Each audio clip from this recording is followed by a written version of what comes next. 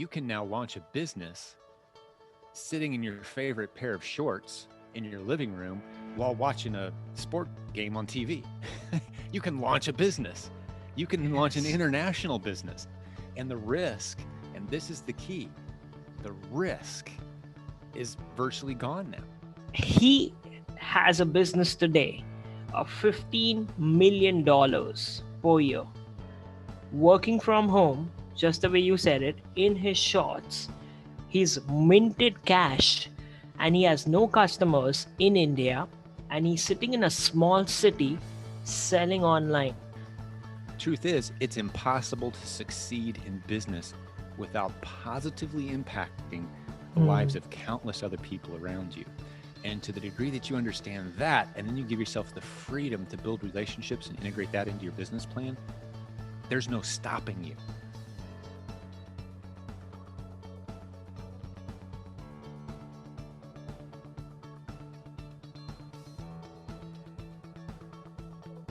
Hey guys, thanks for joining the channel Ashish Janiani. It's my privilege and I appreciate you giving 30 to 40 minutes of your life to something that's going to grow you. That's how I've grown. That's how, I've got everything in life that I have today, and I continue to expand and explode that in terms of business opportunities. And it's just my pleasure to be the bridge between you and some questions you may have if you were sitting next to or interacting with these great awesome sales and marketing gurus on this planet. Today's guest, as every guest, is very special. I know I say that, but it's very, very special because I thought this interaction was going to be more about how do you do online marketing? How do you do online sales? Okay. What's the power of the internet? Our interview was about all this, but can you believe at the core of all this was relationships and heart? Can you even think about having heartful relationships over the internet, which really mean something? That's what makes this guy so special, unique, and he's an expert because even the VP of Amazon, who is the left hand to Jeff Bezos, asked him once, Jim, if you were handling sales for Amazon, what would you change about us? And his answer would surprise you. Okay, so let's welcome Jim Cockrum. Hey, Jim, how you doing? Good afternoon out there. I'm doing great, man. How are you? I'm doing good out there. Yes. Now, the first question I had, because the base that we are discussing today is online business, right? Taking your business online or doing your business online so that you can expand, you can scale, and you can make money while you're sleeping if you've not done it that way. The first question I had for you was, what kind of businesses and products cannot be sold online, if you think there are any products or businesses like that, so we can eliminate them? You know, that's a great question, and it kind of catches me by surprise. Anything that requires face-to-face, handshake, personal, like you can sell the service, but if it has to be performed on site, you can only do it with people who live near you, sort of thing. But even those services can be sold online. You can book the appointments, you can do the scheduling, you can, like I had a guy come and do some work on our water treatment system for our house. It was all done by text, the appointment set up, the time, and then, we're emailing each other, we're texting each other. It's all, so the internet's integrated into every business at this point. Here in the United States, if we can't text you, if we can't get on your website, it's like you don't exist. And I'm sure much of the world's becoming that way. So I'd be hard pressed to think of a business that couldn't benefit from having a presence online. All right, got it. So then I want to break, this notion that people have who are listening to this. There are three things that they think about when they're just starting off in the online business. Sure. It doesn't work, or it will not work for me. It takes too much money, and there is too much competition out there, which is what kind of leads to that decision that it will not work for me. Let's just kind of get rid of these objections that people have in their head, because realization, a kid born in 2000 is 21 years old today, and that's a customer for a lot of people for a lot of coming years.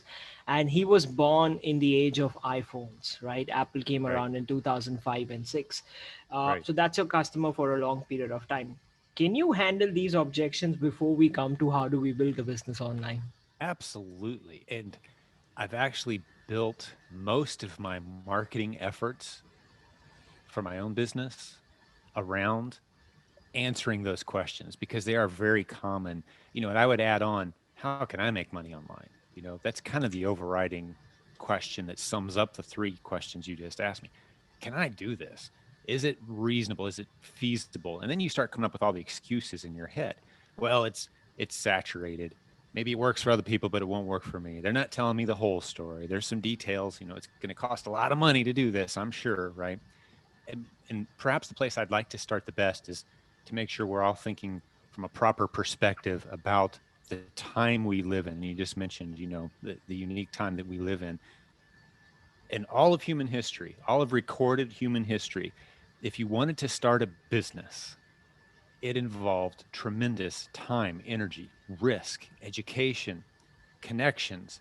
And at the end of this 3 to 5 to 7 year journey, if all went well, you started marketing whatever this product was, and hopefully you made a profit. You were one of that lucky 5%, that fortunate 5% that actually survived those first few years, right? That's business for all of human history until about the early 90s. Something happened, and we're still figuring it out. But what happened from my vantage point is you can now launch a business sitting in your favorite pair of shorts in your living room while watching a sport game on TV. You can launch a business. You can launch an international business. And the risk, and this is the key, the risk is virtually gone now. Zero risk, right? Because you can test small. To me, that is the most powerful two-word phrase of the age we live in. Test small. You can go to any number of universities in the world and get a business degree, get your MBA if you want. And they're going to teach you the way the world worked in the 40s, 50s, 60s, and 70s. And they're going to teach you that you've got to raise a bunch of capital. You got to come up with a business plan. You got to surround yourself with a whole bunch of expensive people to make sure you don't make any mistakes, lawyers and accountants. And you got to get a facility and hire people and build your product and build your prototype. And some people try to translate that onto the internet. And they think that those are the rules you got to. Now, the rules of business have never changed. You've got to provide a valuable service or product to a customer who's willing to pay you for it, and you want them happy for having paid you for it. And you want to make profit. Your profit allows you to continue serving those customers. That's the rules of business that have always been in place. But the new rule that's in place now that didn't exist before is that two-word phrase, test small. So you can literally test one or two new business ideas every week for $5, $10, $50 maybe, but you're testing constantly. And we've even built our entire approach to selling online around what I call the inch deep, mile wide strategy, meaning I'm not going super deep on any one product, putting all of my hope in that one product, putting all my eggs in that basket, as we say here in the West. I'm not going to put all my eggs in one basket. Why not diversify? Because you can test small and diversify. And the other thing I'll say when people might ask one of the questions, the great questions you just said, can I do this? It seems saturated. There's so many people doing it. Here in the United States, this is an interesting statistic that 91% of all retail spending in the United States up until about 8 months ago was done traditionally. Get in your car, go to the store, buy stuff off a shelf. 91%. 8 months ago, we took a 5-year leap into the future, right? So now we're at about 15%. We're at 9. Now we're at about 15%. So if you're going to come to me and say, it's saturated, all the opportunity's gone, that's the number one fact. And that's just the United States. Other countries are lagging far behind in many, many cases. Globally, the opportunity is in its infancy, and I can prove it with facts and data. There's zero saturation. We're actually, I often associate it with the settling of the United States. We kind of started on the East Coast, and then we moved westward, right? And at the point where we kind of populated the entire continent, that was the great transition west. Well, if you think of it from that vantage point, we've not even begun to settle in the East yet of e-commerce. That's insane. And if you're saying that's for US, oh my God. And that's US is like US. so advanced, when it comes to spending. Like people love spending out there, right?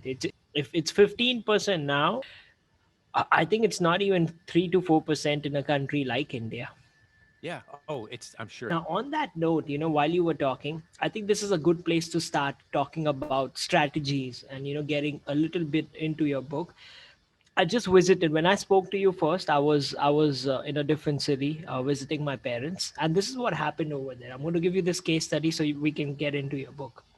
Sure. I have a cousin in a small city in India.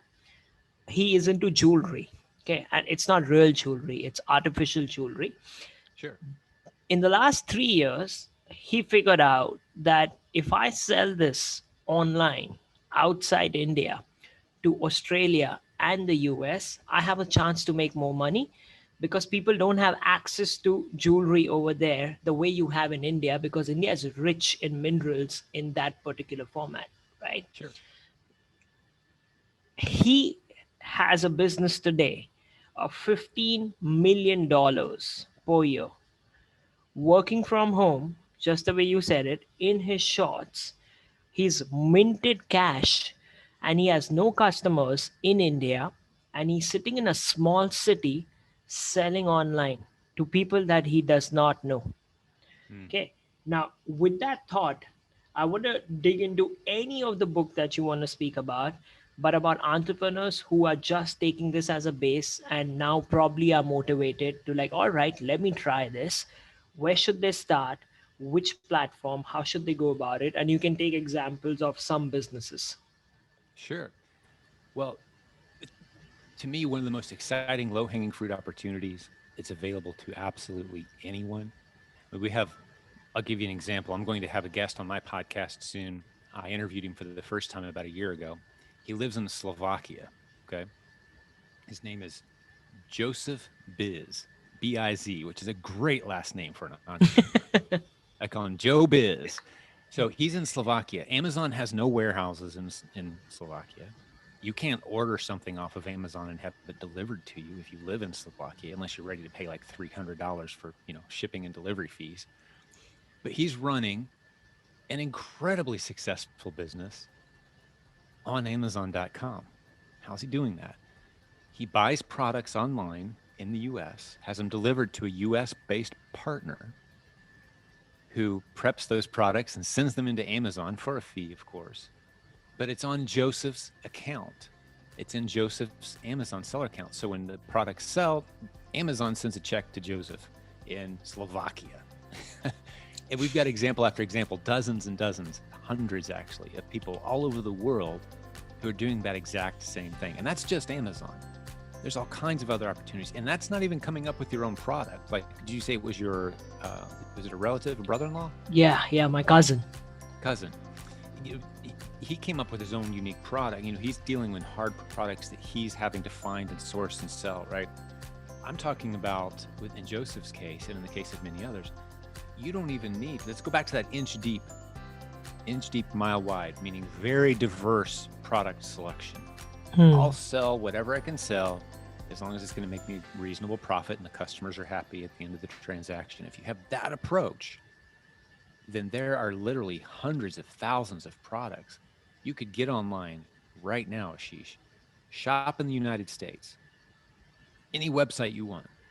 Have those products not delivered to you where you live. You don't want them shipping them over an ocean or flying in a plane to get to. Just have them delivered locally in the U.S. to a partner who preps those products and sends them into Amazon for you. In our community alone, there are literally thousands of people right now. We've got a 63,000 member Facebook group.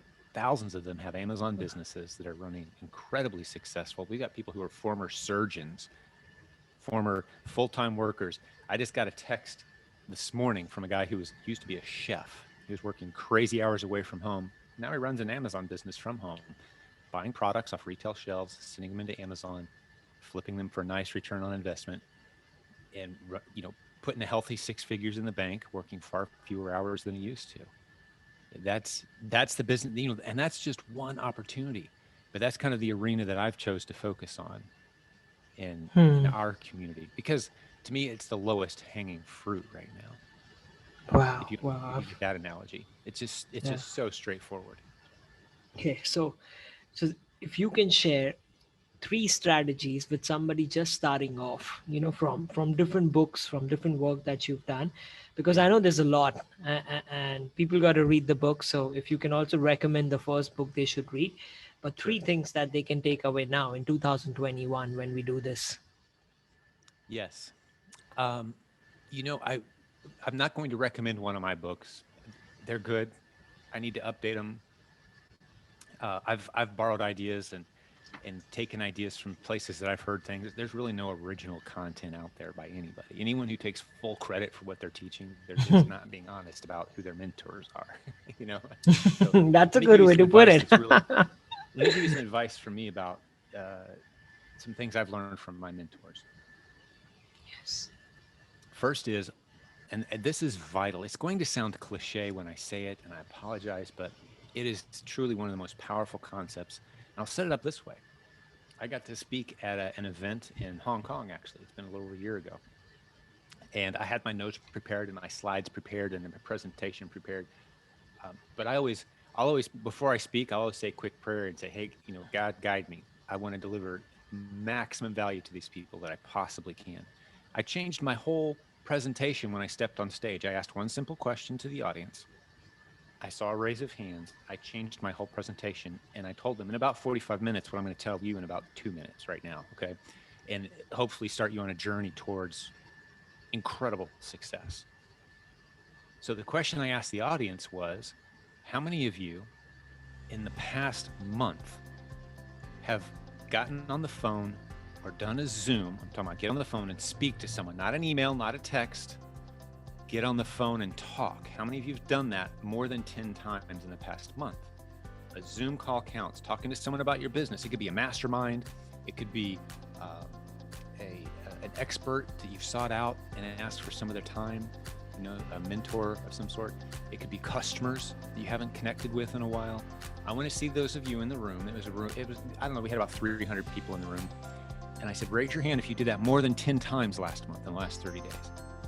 And only about 10 hands went up in a room of 300 people. In Hong Kong. I've got my topic for the day because you're crazy to think, and here's the lesson, that you can build a business online by remaining completely anonymous and disconnected. It's not going to happen. Now, you might have a flash of success here or there, and you'll hear those examples of those guys that sat down in their dark basement and programmed and created something beautiful. But even those guys, if you look at them, they're not a lone wolf because lone wolves don't survive.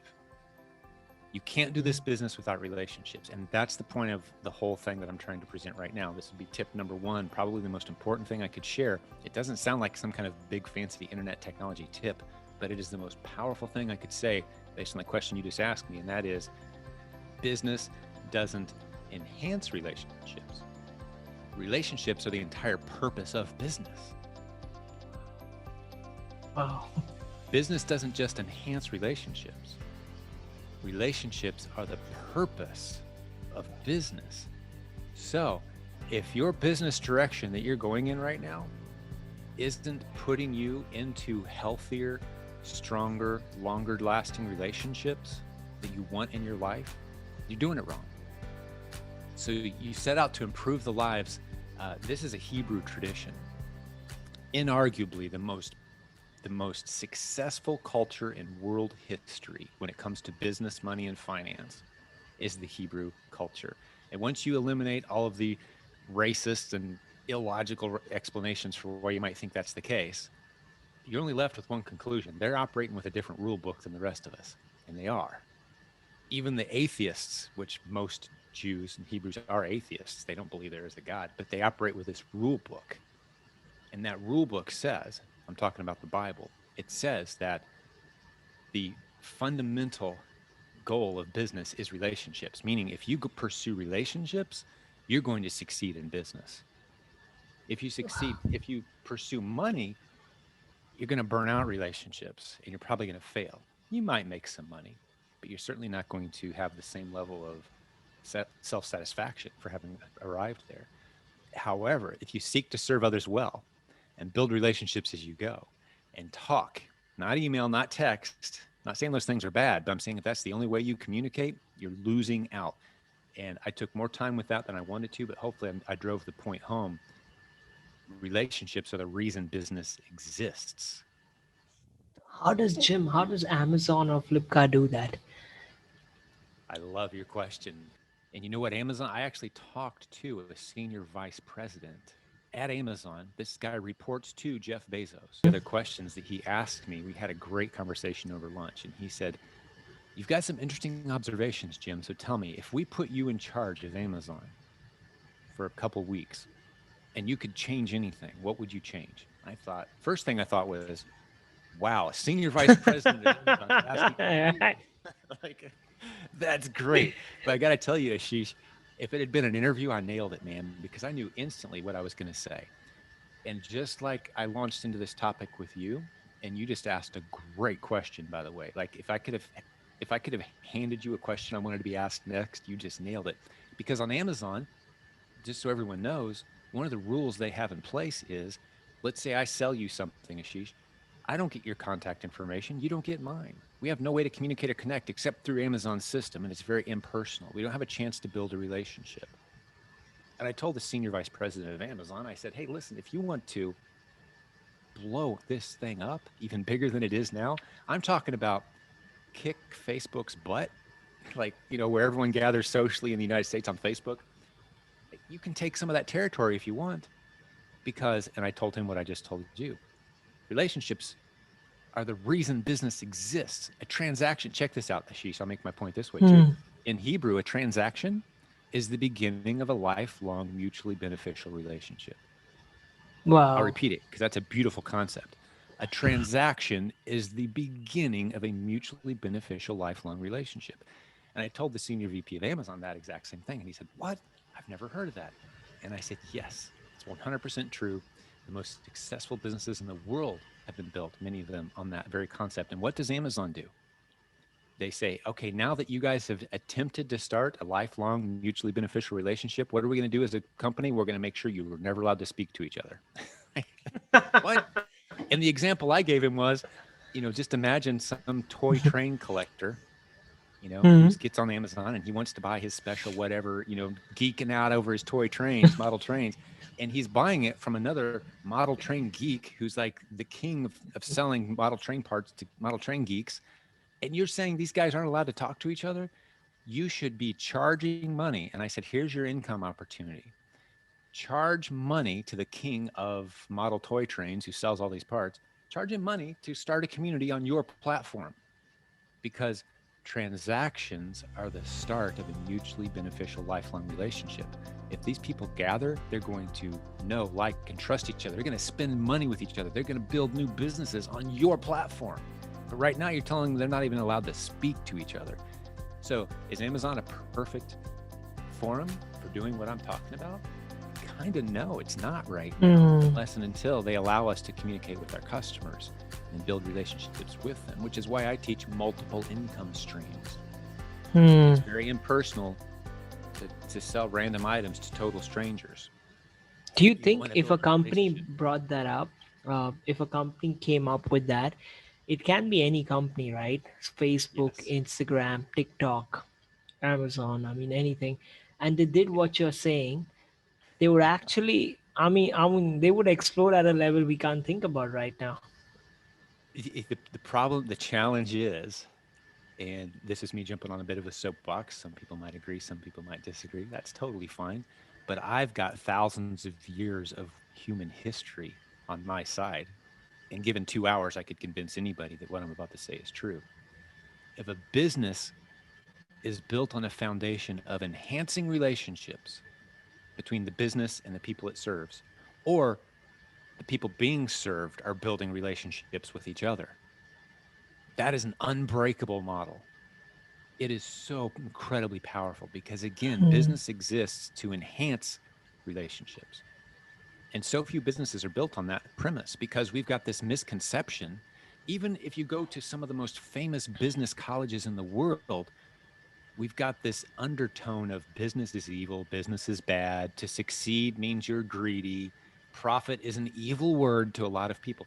That just couldn't be further from the truth. And that's one area where human psychology tells us that if you see an activity that you're involved in as lacking virtue, you will self-sabotage yourself.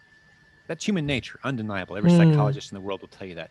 If you're doing something and in your heart you're thinking, this lacks virtue, I'm not really a good person for doing this, you're going to self-sabotage your way out of success in that arena. It happens every time. You've got to truly believe in it. So if we're going to be in business, the only way to stay in business is to make a profit. The only way to continue serving your customers without needing donations from somebody is to make a profit. But if we're being told profit is a negative, ugly word suddenly in many circles, so I'm an evil person because I made a profit and my business stayed open? No. The truth is, it's impossible to succeed in business without positively impacting the lives Hmm. of countless other people around you. And to the degree that you understand that, and then you give yourself the freedom to build relationships and integrate that into your business plan, there's no stopping you. The most powerful tool you have as a business owner is your mouth. So I commend you, Ashish, on doing what you're doing right now. Using your mouth, using your voice to build and enhance relationships is the most powerful tool you have at your disposal. Success in business is a leadership journey. I like to ask, especially when I'm speaking to young men, I enjoy speaking to men in their 20s because you can really mess up your life very easily at that age. But you can set yourself on an incredible course at that age as well. So one of the questions I like to ask them, I build it on this premise, Ashish. I say, I can tell you where you will be when you're 50 with extreme accuracy if you'll just tell me, answer a handful of questions for me. There's 3 or 4 questions I like to ask. I won't ask all of them right now because they each require a little explanation. But one of my favorites is I call it your 3 a.m. list. And I know as we're recording this right now, kudos to you because it's after midnight for you. It's the middle of a sunny day for me.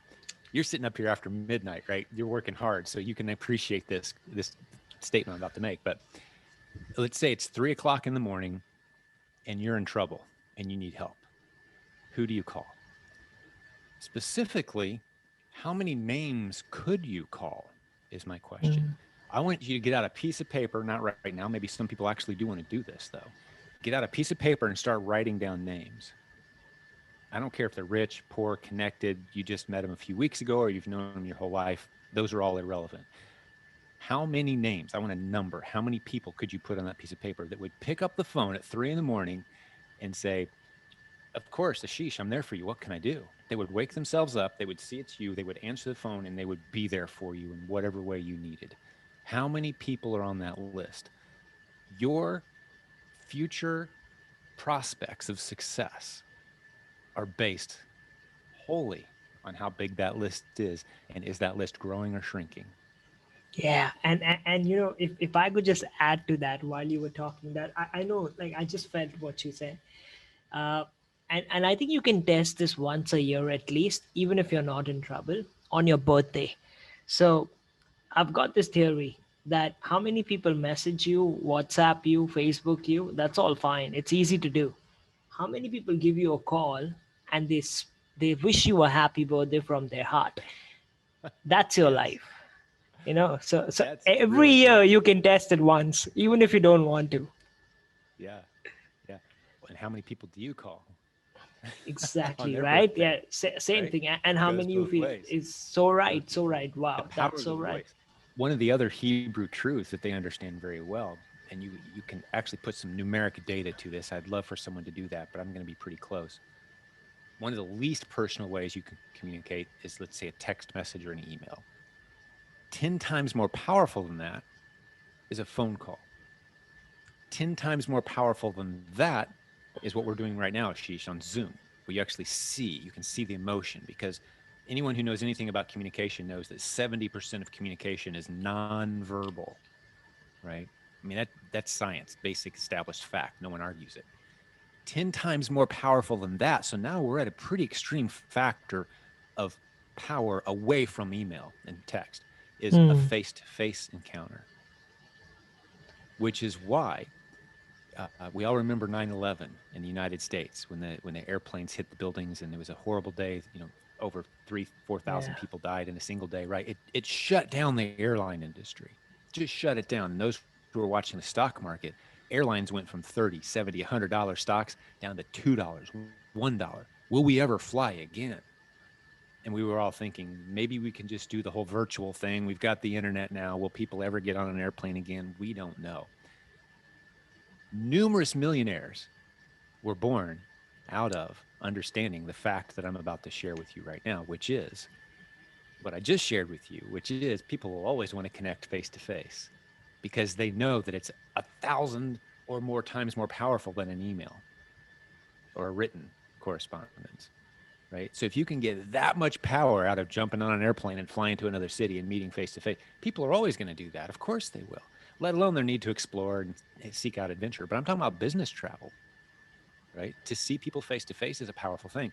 So the people who bought those stocks, they made a lot of money because they understood human nature, which has never changed and it never will. Human nature Wow. has never changed and it Amazing. never What will. what what are the next two tips? Oh my God, there's so much to You know, talk I, about, right? I, We're still on the first tip. Wow. I kind of hit on the second one early on. Test small. Test small. Just got to drill it into your head. If you're sliding big piles of cash into hopefully opportunities that are going to pay off, that's great. A lot of good businesses are born that way. A lot of people go broke that way too, though. It's not necessary any longer to take big risks with your seed money. We have people call us. We have a coaching company. We've coached 7,000 people over the last 15, 16 years on e-commerce. And it's very common for them to call us and say, hey, I want you to coach me. I've got about $300,000 to work with. What can we do here? And we say, well, the first thing you're going to do is not touch the $300,000. We've got nothing for you because we start everybody the same. You're going to spend a few dollars here and there. You're going to test a few ideas. When one of those ideas starts to work, you're going to spend a little bit more money, but you're going to be operating on a 100% positive ROI basis from day one because testing small is now an option. And no one can talk me out of why that isn't the best option for anybody, regardless of how much money they have. If you want to take, risky investments and jump off into different areas and do things, that's great, but that's not what we teach here because it's no longer necessary. So the person with a bunch of money has no advantage over the person with just a little bit of resources. It's the trajectory that matters. What direction are you going? Not how much money you have to start with. So that maybe addresses some of the early questions you even asked me, like, who can do this? Well, anybody can. We've got a lady in our community who wrote a book. It's on Amazon. It's called From Homeless to Homeowner by From Carolyn homeless to McFall. homeowner. From Okay. Homeless to Homeowner, okay? Carolyn McFall. Check this out. She was on the run from an abusive spouse with her kids in an abused woman's shelter. On the run, because this guy was after her. That's when she launched her business online. She had no resources. She was scared. She was alone. She had no income. She discovered e-commerce. She discovered at first eBay. Then she jumped into our community and our Amazon training. Now she's one of our leaders in our community. She's spoken on stage. She's got a home. We celebrated with her when we saw the picture of her home. Her special needs daughter, who finally had the caretaking dog that she needed, to be able to cope with some of the challenges she has. She bought her this, awesome trained dog. She's got money now. She has resources now. She's doing life in a beautiful way now. Which tells me, if she can do this, you can too. How many of us are in that difficult of a position with our life where we can't, the biggest sacrifice a lot of us have to make is a little less Netflix next week, like, I don't have the time. Well, how much TV are you watching? How much Netflix and YouTube entertainment? How much scrolling on Instagram are you doing? Take Instagram off your phone, unless it's part of your business and it's making you money.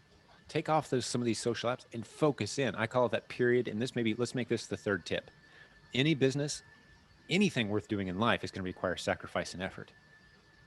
Businesses especially, you're going to go through a period of intense focused effort. You're going to make sacrifices. It's going to hurt. You're going to have to warn your spouse and kids possibly, like, I'm going to be a little bit of a different person for the next 2 months, maybe 3. It's an experiment. And if it doesn't go well, I'll be back to being who I was. If it goes well, I'll be back to being better than who I was. But I need a period of intense focused effort. I'm going to live, eat, breathe, and sleep and sacrifice to make this happen. It's not sustainable. You can't do that forever. Hmm. Weightlifters will tell you you can't work out every day intense. You need that rest, you need that downtime, but you can do it for a short period of time, and you can get intense and focused and get in there and make it happen.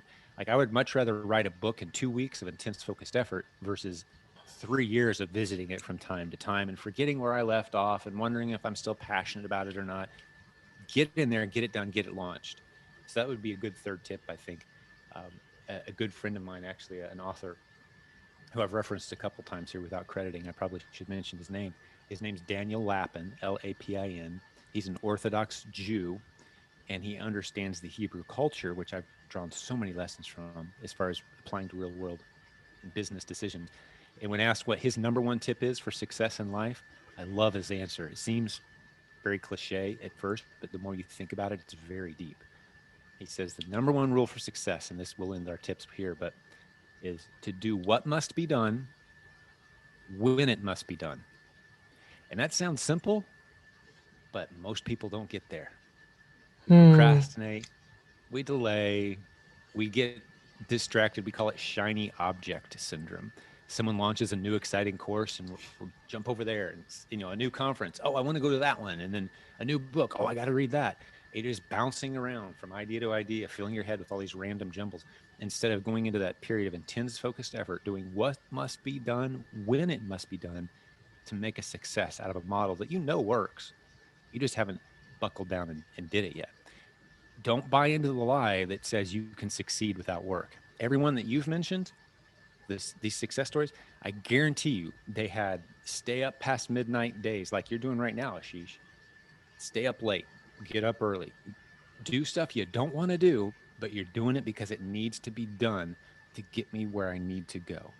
Yeah. In the real world, blood, sweat, tears, sacrifice, hard work, working on your leadership skills, doing things you're not comfortable doing, using your mouth to lead and to speak and to create content even when you don't want to. Those are the things that lead to success, long term, sustainable success. Yeah. Wow. I want to ask you one thing, but before we end the interview, but I think you got this realization back to me. I just want to share it. Uh, when I was in my late teens and early 20s, I'm 33 now in April. Uh, uh, Everybody told me you're going to be great. You're so talented everywhere you went. And that kind of gave me that confidence that, yeah, I'm going to make it one day. But it went from 22 to 23 to 25 and 26 and 27 and 28 and 29, and I was not there, right? uh, and it got me to tears because I realized that they did not really mean it, and if they meant it, I did not really live up to that expectation. And it was that moment that procrastination added up to my life, right? You face the mirror and you look in the mirror of the person you can be, and I think that thought is so, it's so annoying, it's so hurtful, and it then depends how you take it. But I faced the mirror, and I was like, I don't think I'm intelligent, I don't think I'm smart, but I'm just gonna now work. And that's how it started. And I said, I'm going to work out every day.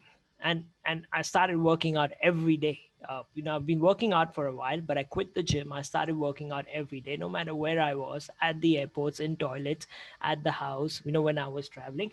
I said, if I can work out 45 minutes a day in different intensities, but if I work out, I think that will do something to my brain, as a Yeah. pattern, because it'll become a habit to everything I do. Hmm. And whatever That's good. it is there today, Jim, like what you said, I don't think it's there where I want it to be, but I feel proud of you know what it has got me to today, like doing an interview with you at 12 in the morning and knowing that I can still be up after this finishing my work. I wanted to achieve that. I think that was Yeah. success, that being Yes. able to do what I said I would do, and that made me proud of myself, and I still want to achieve those other things. But anybody listening to what you said right now, it just got that thought back to me when I faced the mirror. I love the transparency of what you just said. I'm not a big fan of the word authenticity. Some people love that word. you never, I have a theory. I don't think you even know when you're being authentic. We don't even know when we're being authentic ourselves, let alone how can the rest of the world know that transparency is when you speak from the heart. And that's what you just did. I commend you for it.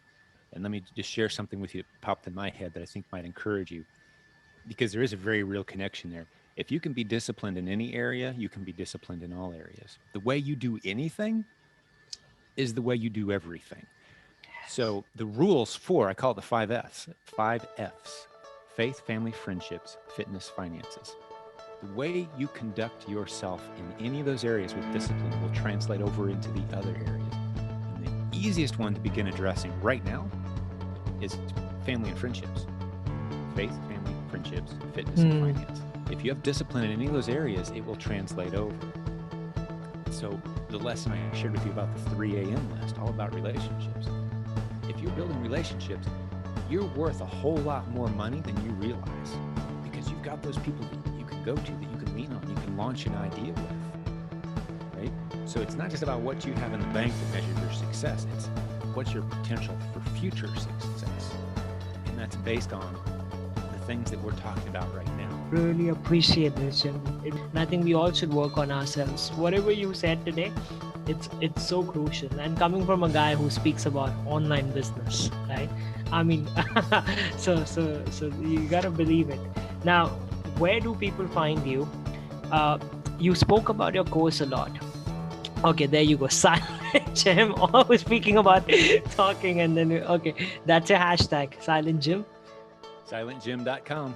That's my There we go. podcasts and anything I'm up to these days. But whatever it is, whatever I'm up to, whatever I'm doing, you can count on it's going to be relationship focused. I'm going to be all about community, relationships, building a team, that using the internet as a tool. Internet's just a tool that enables us to speed up relationships and trust. Yes. Yes. No, thank you so much. You need to get some sleep. Yeah, I'll take care. You have a great day. Thank you. Bye-bye. Thank you. Good luck tomorrow. God bless.